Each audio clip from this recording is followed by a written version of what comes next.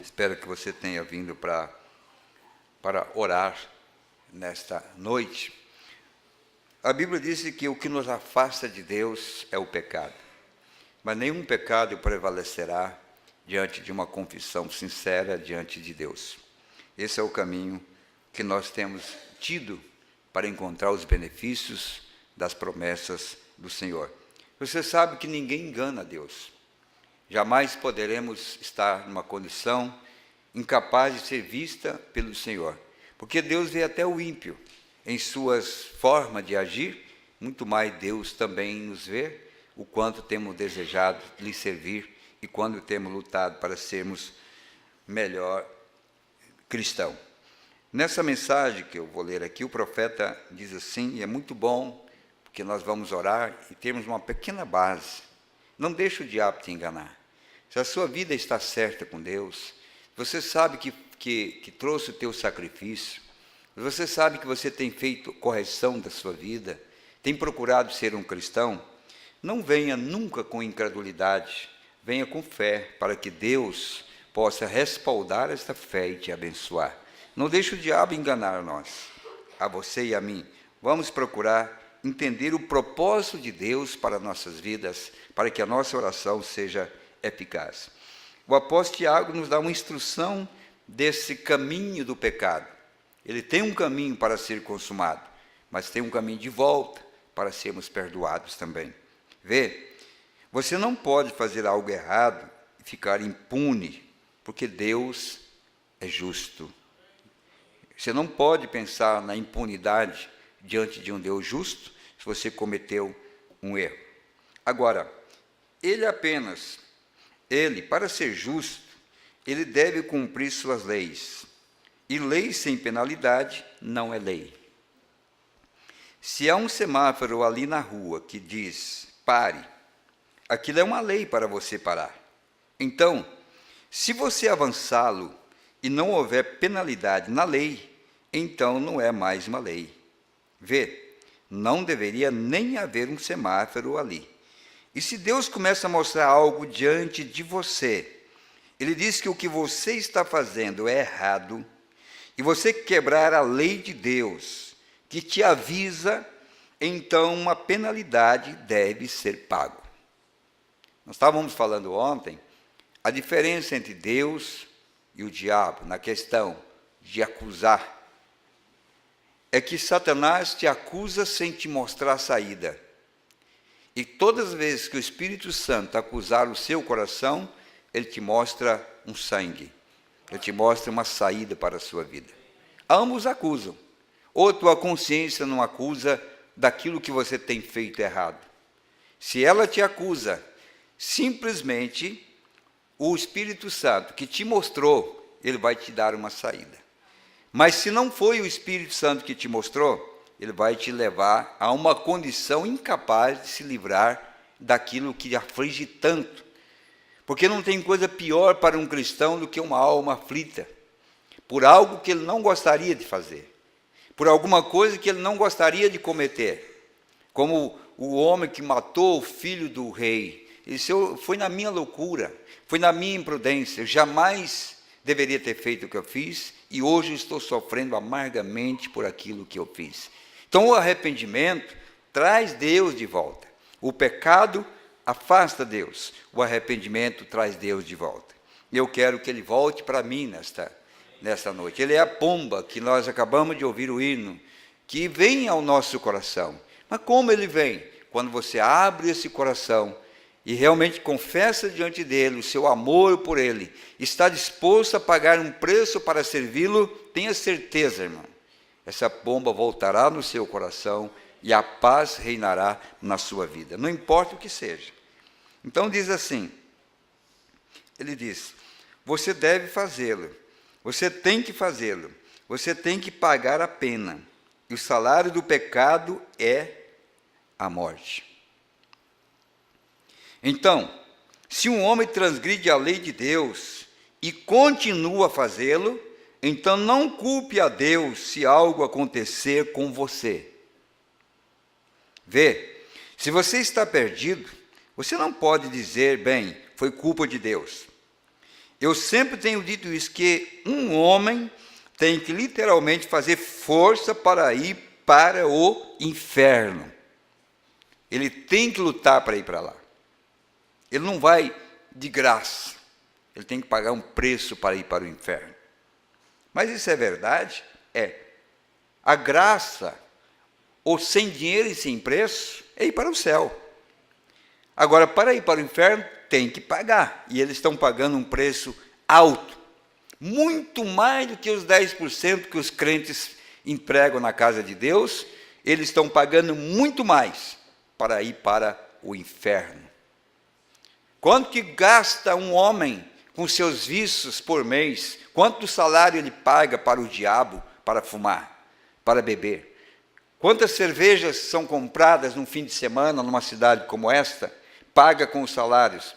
E depois eles criticam um crente por dar os seus 10% na igreja e se esquece que o seu pastor, o diabo, está cobrando uma porção muito maior. Muito maior. E não é te prometendo o céu, te prometendo o inferno, porque esse é o caminho da morte. E quando eles criticam, eles não sabem que o dízimo deles é muito maior do que esses 10%. Porque você nunca vai ver um crente num mercado levando num carrinho sua cerveja e pinga e uísque e todo esse tipo que o diabo tem para oferecer. Você não vai ver isso. Então eles deixam de ver o caminho do céu e pagam para ir para o inferno. É o que o profeta está dizendo. Ele não consegue ir para o inferno de modo fácil. Não. Ele tem um tempo difícil indo para o inferno. Sim, ele certamente luta contra a consciência para entrar no inferno. Aqui, vamos desmanchar um pouquinho miúdo isso aqui, irmão. Um homem que trai a mulher, um homem que vai beber, um homem que vai tomar pinga, um homem que vai prostituir. Irmão, essa consciência dele aqui está lhe acusando todo dia. Ele vai contra a sua própria consciência. Ele sabe que aquilo não é correto. Ele tem que massacrar sua própria consciência. Passar por cima de sua própria consciência. Quando você fala mal de seu irmão, quando você age contrário aos princípios da vida cristã, você tem que passar por cima de sua própria consciência. Porque você sabe qual é o objetivo do qual Deus nos colocou na terra. Viver uns para os outros. Sofrer uns pelos outros. Não tem uma pessoa na igreja, irmão, que comete um erro que não saiba que ele está cometendo um erro. Principalmente na luz que Deus tem trazido para nós, na revelação que Deus tem trazido de um profeta que revelou toda a Escritura de Gênesis até o Apocalipse. Por isso, o Mambrand disse que não era coitadinha de Eva. Eva caiu em pecado, coitadinha. O diabo conseguiu enganar a Eva, levou ela a prostituir, né, trazer um filho legítimo chamado Caim, através de um adultério, e assim por diante. Coitadinha de Eva. O profeta disse coitadinha de Eva, não. Ela foi advertida que não deveria fazer aquilo. Ela foi advertida que não poderia fazer aquilo. E nós temos sido advertidos de não fazer determinadas coisas. E quando nós não retrocedemos, é o caminho que Tiago disse, esse pecado será concebido. E quando ele é concebido, o que ele vai gerar? Morte. Nós temos que cortar essa linha, irmão, que nos leva à morte. Nós temos que cortar isso e ligar uma linha que nos leva à vida eterna, nos leva a Cristo, nos leva à palavra. Vocês se recordam, rapazes, do primeiro cigarro de palha, de milho que vocês fumaram? Nossos veteranos podem se lembrar disso. Eu lembro que na época que eu era criança, não pode fumar. Isso aí é só para os mais velhos. Mas os meninos, sabe o que fazia? Fazia só o cigarro da palha, mas não colocava o fumo. Você sabia que aquilo ali já era o diabo abrindo um caminho na sua mente para te introduzir no inferno? Era Satanás, trazendo para você uma forma enganosa de que pudesse levar mais tarde, é o que o profeta está dizendo. Você lembra? Não havia fumo no meio. Ah, que perigo que tem? É só fumaça. Mas um dia, aquilo que era palha, agora passou a envolver como é que se chama lá? O fumo, o tabaco. Começou a envolver o tabaco. Ali começou o seu primeiro passo em direção ao inferno. E tem pessoa que está 90 anos caminhando para o lado do inferno. Aquela mulher que se batizou, 90 anos indo para o inferno, até que Deus cruzou o caminho dela e disse: eu vou cruzar teu caminho e vou mudar teus passos agora, e te dar meia volta e vou te pôr no céu. Oxalá que nessa noite você que me ouve, que está caminhando nessa direção do inferno, dê um passo para trás, dê meia volta e tome o caminho da vida. Né? Aceite a liderança do Espírito Santo na sua vida para te desviar dessa condenação. Você sabe o quê? Mamãe diz, você sabe, você estava com medo que a mamãe o sentisse em seu hálito. Você estava com medo que a mamãe percebesse que você estava fumando alguma coisa? Então você tomou um pouco de café e comeu alguma coisa, você sabe. Não era engano? Já era engano. Esse engano já era Satanás. Porque você já estava querendo se safar e esconder da realidade, da verdade, e o diabo está te dando uma maneira de você se esconder para que aquele ato possa continuar e te levar a uma instância muito mais profunda. Era Satanás trabalhando. Como alguns, isso é um conto denominacional, eu não sei se é verdade, aqui não é lugar de piada, vocês sabem, o púlpito não é lugar para brincadeira, é lugar para piada. Mas falou de um crente que toma cerveja numa lata de Coca-Cola.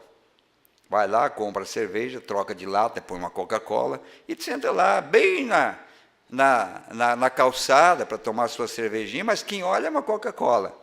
Ó, irmão, mas tem uns olhos que vê além da lata, vê além da parede, vê além de tudo isso. Tentando enganar o próprio Deus, te conscientizando, porque quando você faz escondido, alguma coisa está te condenando. Alguma coisa ela não está bem com você. Às vezes um casamento, assisti um casamento pelo vídeo de um pastor que casou escondido da igreja. Já prova que tem alguma coisa por ali trás. Porque tudo que é bom você quer mostrar, irmão. Não é verdade? Tudo que é bom você tem o prazer de mostrar. Você tem o prazer de dizer, olha, graças a Deus, olha que coisa maravilhosa. Quando você tenta esconder, olha o caminho que você está tomando. Ele diz assim, você tomou um pouco de café, comeu alguma coisa, você sabe, para impedir que ela sentisse o cheiro. Mamãe disse, deixe-me sentir seu hálito. Essa é a mãe prudente. Deixa eu ver. Se eu sentir. Você já fez isso? Eu quero ver. Deixa eu sentir o teu hálito aí. O que está cheirando? Não, mamãe. Vê, mamãe, não há nada errado comigo. Qual é a primeira coisa? Quando você mentiu a primeira vez, uma luz vermelha começou a piscar. Ó o sinalzinho. Começou a piscar. Diga-lhe a verdade. Seja honesto, menino. Você tentou enganar e você agora passou a mentir. Primeiro enganar a mãe, agora você já passou para um outro estágio. Tiago disse, olha o caminho do pecado. Ele vai chegar a um lugar que ele gera morte. E o salário do pecado é a morte. Mamãe te ensinou a fazer isso. Mas você luta contra a consciência e avança aquela barreira e aquela luz vermelha. Por isso que o profeta disse, vocês não venham pedir uma bênção, vocês não venham receber uma oração com imposição de mãos, sem primeiro você ter uma consciência certa que você fez o correto, que você está certo com Deus. Eu vi um pregador condenando sobre a imposição de mãos, tirando essa imposição de mãos? Porque, biblicamente falando, a imposição de mãos não é para os gentios, é para os judeus. Os gentios é curado pela pregação da palavra. Eu estava pensando, enquanto eu não tiver o maior, eu vou sempre lutar pelo menor. Eu quero ser abençoado de toda maneira. Nós vamos continuar orando, né? E se você deseja a imposição de mãos, que você não alcançou a fé, para que você possa ser curado através da pregação da palavra, e você crê que uma imposição de mãos possa te curar, eu estou aqui para orar por você também. Porque irmão Brana fez, e nós também fazemos. Não é verdade? Vai chegar um dia que não vai precisar de nada, porque a tua própria fé trará o que você precisa. Vê? Você recorda da primeira vez que você desrespeitou sua namorada? Da primeira vez que você foi rude com sua esposa? Você lembra? A primeira vez, talvez não foi na lua de mel, não. Quando ela começou a questionar pela primeira vez, né? Que foi rude com ela, com sua esposa. Ou a esposa foi rude com o marido, ou algo assim. Lembra-se da primeira vez que você ouviu aquele hino cantando na igreja e algo atingiu seu coração e você só deu uma sacudida e se virou? Eu farei isso outra hora. Todas aquelas luzes vermelhas, e você simplesmente passa por cima delas, dos avisos. Não vá pelo caminho que está indo, menina. Volte para mim. Eu sou seu Criador. Mas você passa direto por eles. Você não pode esperar mais nada. Não coloque a culpa em Deus. Se você avançar aquele sinal de pare ali fora, não diga, a culpa é da cidade. Não, Senhor, a culpa é sua. Aquele semáforo está ali para te proteger, para te ajudar, e você deve obedecê-lo. Então não é a culpa da cidade, é a sua culpa, porque você deveria ter parado quando o aviso surgiu. Deveria ter recebido aquela orientação, quando lhe foi dito ou te avisado daquilo.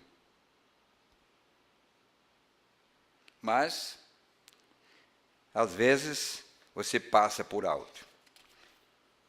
Deixa eu contar isso aqui, para nós orarmos.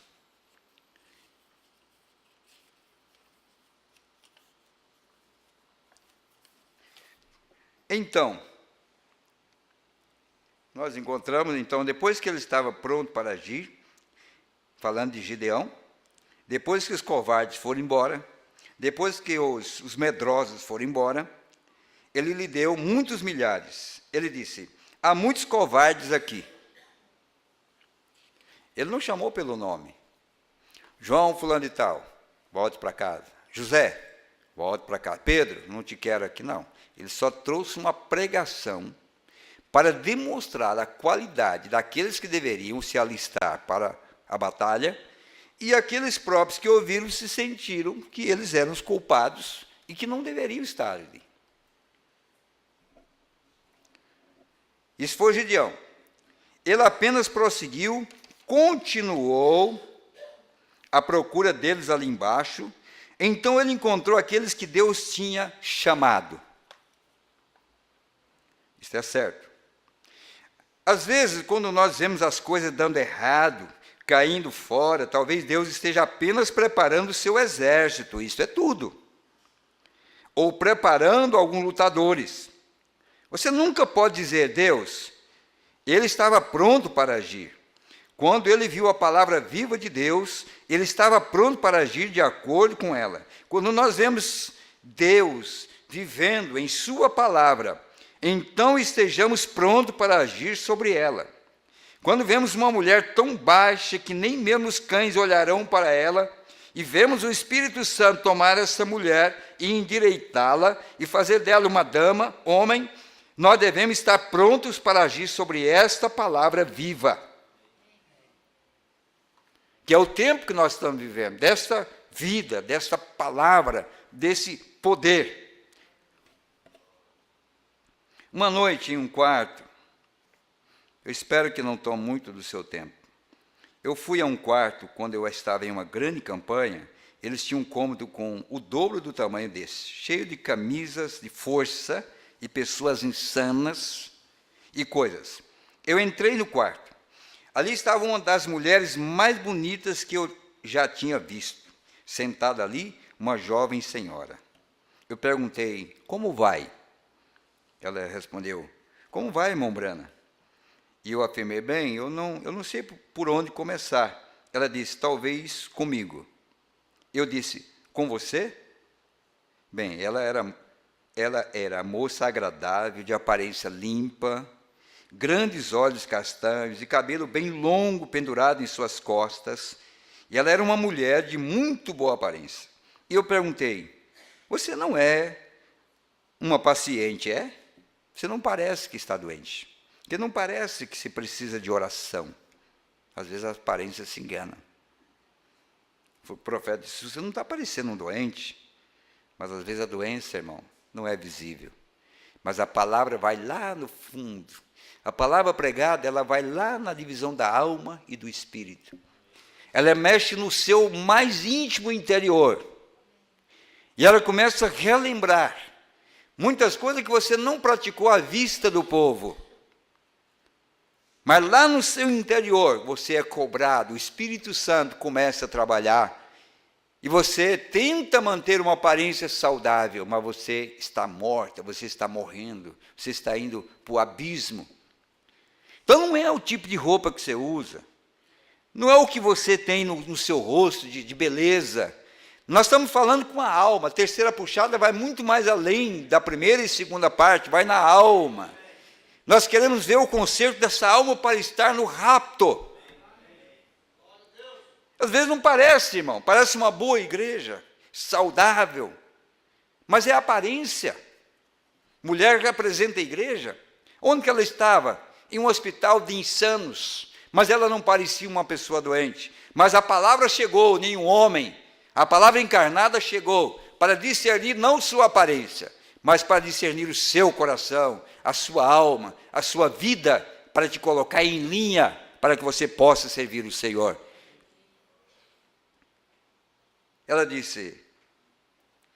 Ela respondeu, sim, eu sou uma paciente, eu quero ser atendido. E eu indaguei, nesse lugar de insanos?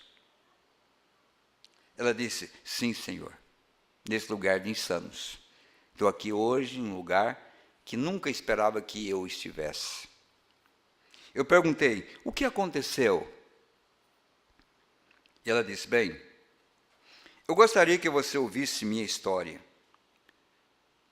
Eu disse, vai em frente, irmã, eu gostaria de ouvi-la. Olha, tem pessoas que têm vergonha de contar a sua história para a pessoa correta e conta a sua história para a pessoa incorreta.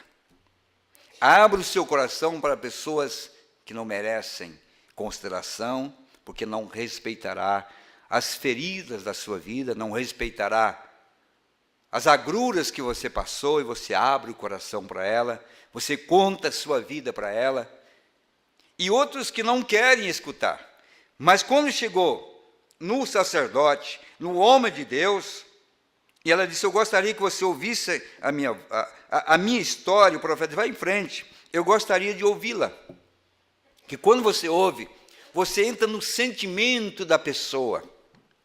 Aquela prostituta no bar, ela não foi salva, enquanto irmã Brana não entrou com o sentimento na vida que ela havia tido antes, onde ela estava jogada, caída, bêbada, com aqueles policiais ali, aquele policial ali, naquele ambiente tão impuro.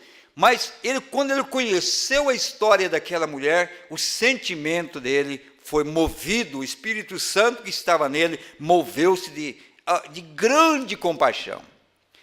Por isso, às vezes, você não tem compaixão porque você não conhece a vida do irmão, da irmã. Você não tem compaixão porque você não viu o sofrimento que ele passou, os problemas do passado. Os momentos difíceis da sua vida, é muito fácil você condenar, é muito fácil você taxar sobre ele uma justiça própria, e tirando a única chance.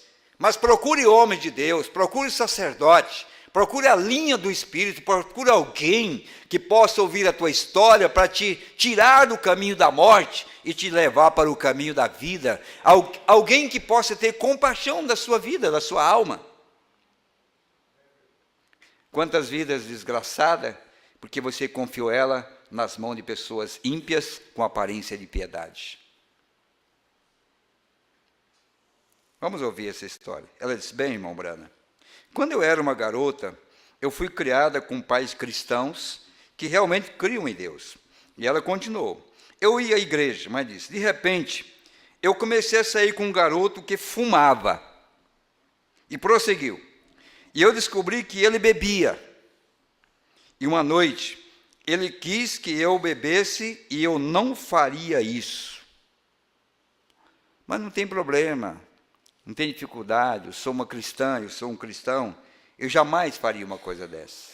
Mas eu quero que você veja onde está o perigo hoje. Disse, eu realmente não faria isso. E ele me convenceu a comer um doce ou tomar uma coca, foi em uma noite, e tinha alguma coisa dentro disso. Olha o diabo. Colocou dentro de uma Coca-Cola, ou de um doce, um veneno, um algo, para cumprir o desígnio que estava no coração daquele rapaz, em relação àquela moça que era uma santa, era uma cristã, formada em um lar cristão. E às vezes nós não percebemos que esta vida que a pessoa tem hoje, porque lá atrás foi colocado lá assim, e tirou dos caminhos do Senhor. E concluiu, eu não mantive mais a minha moral. Por quê? Porque foi tomar uma Coca-Cola com alguém irresponsável, que colocou algo para desviar o teu caminho do céu e levar você para o inferno. Então eu pensei, aonde ela quer chegar? Disse, eu simplesmente joguei minha vida fora. E eu me tornei uma prostituta comum de rua. Nascida num lar cristão, aprendendo os caminhos do Senhor. Olha para as tuas filhas, irmão. Você é um pai. Olha os conselhos que você deve dar para eles. Olha a atenção que você tem com a sua família. Não tem perigo, irmão. O perigo está bem do lado. Olha o cuidado que nós devemos ter se somos cristãos. Veja. Tornei-te uma prostituta comum de rua. E disse, então eu simplesmente fiz tudo que era mal. Mas eu comecei a beber, me tornei um alcoólatra. Ela contou. Então alguém me disse para deixar minha religião. Aí já foi, olha, começou com amizade, depois um gole de Coca-Cola misturado, depois um gole de pinga, bebida alcoólatra, e depois a prostituição, e agora a religião não tinha mais sentido para ela. Agora ela tinha deixado a única porta de salvação, a religião, a igreja que ela tinha deixado. Acabou a chance dela. Deixou a religião, fui para a casa do bom pastor na igreja católica, mudei de religião. Eles me enviaram ali por 2 ou 3 anos, disse. Eu fiz bem, consegui sair, disse. Quando eu saí, eu voltei àquilo novamente. Não endireitou nada. E ela disse, e continuei assim por cerca de 1 ano. A lei me pegou e me enviou para a penitenciária da mulher, e eu fiquei ali 2 anos. Olha que coisa, irmão, que caminho, que lugar, que coisa que o diabo, se ele puder te levar ao mais baixo, ele vai te levar, aos profundos do inferno, ele vai te levar. Ele vai te carregar mesmo, seja prudente. Saiba o que você está falando, com quem você anda, o que você ouve. Olha que tipo de amizade você tem. Olha que tipo de doutrina você tem. Foi parar numa penitenciária feminina, ficando 2 anos, e ela disse então, por delinquência. E disse, então depois que saí dali, eu voltei. E continuou. Eu te digo, irmão Brana, isso foi há apenas 2 ou 3 meses, disse. Eu voltei a fazer as mesmas coisas que eu sempre fiz. A Igreja Católica não resolveu, a penitenciária não resolveu, o hospital de insanos não resolveu, nada resolveu. Qual é a solução? Procure, meu amado irmão e minha irmã, procure a solução do seu problema, aquele que pode solucionar o seu problema. Jesus Cristo é a solução dos nossos problemas. Não procure no lugar errado, procure na fonte certa. E eu observei, bem, é uma pena, perguntei, uma mulher bonita como você? Você não pensa em ter um marido algum dia e bebês, como qualquer mulher que tem algo de senhora faria? Ela respondeu, sim, irmão Brando, ela disse, quem iria me querer? Olha, eu adoro isso. Quem vai me querer depois de tudo isso? Quem é que vai me querer numa condição dessa? Ex-presidiária, insana, delinquente, prostituta de rua, tornou o mais baixo. Eu quero mostrar, irmão, que se ninguém der valor para você, se você acha que ninguém pode fazer nada por você, eu quero te mostrar que tem um jovem que quer fazer de você uma senhora, um senhor, um jovem abençoado, um homem abençoado, uma mulher abençoada. Quem poderia?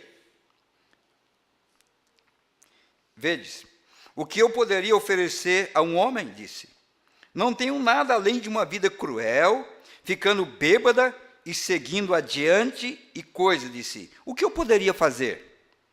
Eu lhe respondi, bem, Deus pode endireitar isto. Ela disse, Senhor Brana, eu tenho orado e virado novas páginas e tudo mais. Eu simplesmente não sei o que se passa comigo. Eu continuei apenas captando o espírito dela para ver o que estava errado. Vê você? E apenas continuei observando por alguns minutos e ela disse, eu disse, bem, agora vou te dizer, talvez eu e você possamos orar. Ela disse, tudo bem, irmão Brana. Ela se ajoelhou e nós oramos e eu disse, você ora agora. E ela orou, Deus, e ela orou e orou. Depois de um tempo, ela se levantou e olhou para mim, ela disse, bem, irmão Brana. Eu coloquei minha mão em seu ombro e ele disse, Deus te abençoe, irmã. Ela se levantou e disse, eu creio que acabou tudo agora. Ela afirmou, eu vou sair daqui e tentar viver uma vida diferente. Eu disse, irmã, você vai sair e viver a mesma vida que você vivia. Vê? Eu disse, você está apenas virando uma página. E eu concluí, ainda não está certo. Então eu disse, vamos orar mais um pouco. Você não conseguiu? Vamos orar mais um pouco. Vamos buscar mais, não vamos só virar uma página, vamos buscar. Vamos orar. E nos ajoelhamos e continuamos orando. Depois de um tempo, ela tocou em algo. Amém. Depois de um tempo, algo tomou lugar naquela mulher. Meu Deus, isso mudou, sim, Senhor, de algo com uma pequena criança pontilhando uma música até chegar a tocá-la bem. Sim, Senhor, colocou um ritmo nisso, você sabe. Depois de algum tempo, ela começou realmente a orar. Alguns momentos depois, ela começou a gritar, as lágrimas rolavam pelo seu rosto, pintado assim. Quando ela levantou aqueles grandes olhos castanhos, ela olhou diretamente para mim e disse, irmão Brana, algo aconteceu. Eu disse, sim, senhora, agora aconteceu na sua vida. É isso que nós esperamos do Senhor. É Ele apontar para nós e dizer, sim, eu sei que aconteceu algo na sua vida, você foi mudado. E você que perdeu a esperança, você que tem orado, você que o mundo tem lhe marcado, você não pode, Deus não pode endireitar a sua vida, veja o final da vida dessa mulher, ou a continuação. Ela está casada e tem 3 ou 4 filhos hoje. Achou alguém que pôde amá-la. O que foi isso? Ela tomou Deus e permaneceu com isso, até que realmente algo aconteceu. Amém. É isso, algo acontece. A palavra viva se tornou uma realidade viva para ela quando Deus planta sua promessa em você, e isso se torna uma realidade viva, então alguma coisa é diferente. Você não apenas vai dizer sim, eu creio, agora tudo bem. O diabo crê assim, mas isso é confirmado para você. A palavra se torna viva em você, então você começa a ver o que é isso. Amém. Vamos tentar mais uma vez nesta noite? Vamos buscar Deus mais uma vez nesta noite? Quem sabe você pensou que havia alcançado, quem sabe você pensou que era suficiente, mas o profeta diz, pare, não ainda, continue, você ainda não recebeu, mas vamos orar mais um pouquinho, vamos orar mais uma quarta-feira, vamos buscar mais uma oportunidade. Você crê que Ele pode mudar a tua vida nesta noite? Quem sabe não é o teu caso, irmão. Não é que você tornou uma prostituta, um ladrão, um bandido, mas tem coisas na sua vida que você gostaria de se livrar mesmo. Você gostaria de despojar desse velho homem, dessa miséria que te acompanha. Então vamos dar mais uma vez uma chance para Jesus aqui entre nós, mudar a nossa vida. Vamos ficar em pé, vamos orar. Lemos dos pedidos nesse livro de oração. Se você quiser vir no altar, você pode vir. Nós vamos orar. Cristo em primeiro lugar, Deus na sua vida, Deus te abençoando, Deus te ajudando, Deus mudando a sua vida para uma vida de vitória. Ele está aqui nessa noite, eu tenho certeza de que Ele está aqui nessa noite. Ele está aqui muito menos do que 120 metros que estava o cego quando clamou a Ele lá na Galileia. Muito mais perto Ele está aqui nesta noite para que você possa tocá-lo pela fé. Não se envergonhe não, irmão. Aquela mulher não se envergonhou de dizer ao profeta, eu estou no hospital de insanos, já estive numa penitenciária, já fui uma prostituta de rua, já bebi, tornei uma alcoólatra. Não importa, irmão, não tenha vergonha da sua vida. Simplesmente creia que Jesus Cristo desceu às profundezas do abismo para salvar o mais vil pecador, dentre os quais eu me incluía, e me incluo hoje como um pecador arrependido. Deus abençoe teu coração, irmã. Deus te abençoe, minha irmã, meu irmão. Deus abençoe, meu amigo que me ouve nessa noite. Deus te abençoe, colega, ministro que está nos acompanhando. Deus te abençoe, mocinha, que tem pelejado para se livrar dessas más amizades. Deus abençoe, mocinho, que não está dando conta de se livrar do assédio que essas mocinhas na escola têm procurado a você. Deus te abençoe, meu irmão, que não tem tido força para ser um